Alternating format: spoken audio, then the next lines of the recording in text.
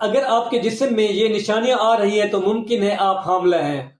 Video کو آخر تک دیکھیں۔ السلام علیکم، میں ہوں ڈاکٹر جاوید۔ اس ٹائم ہم بات کرنے لگے ہیں وہ کون سی علامات ہیں جس سے ایک عورت کو پتہ چل سکتا ہے کہ اس کو حمل ہو گیا ہے۔ پر ایک کے اوپر اگر ہم بات کریں ماہواری کا رک جانا، حمل کی سب سے پہلی اور عام نشانی ماہواری کا جو ہے بند ہونا۔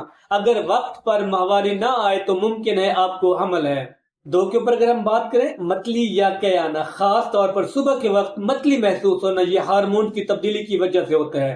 عموماً حمل کے پہلے 6 سے 8 ہفتوں میں ظاہر ہوتا ہے۔ نمبر 3 کے اوپر چھاتیوں میں درد یا سختی، چھاتیوں میں بھاری پن، درد یا سوزش، نپل کا حساس ہو جانا، یہ بھی ابتدائی حمل کی عام نشانی ہے۔ غیر معمولی تھکن، بغیر زیادہ کام کے تھکاوٹ محسوس ہونا، جسم میں پروجسٹیرون ہارمون بڑھنے کی وجہ سے ہوتا ہے۔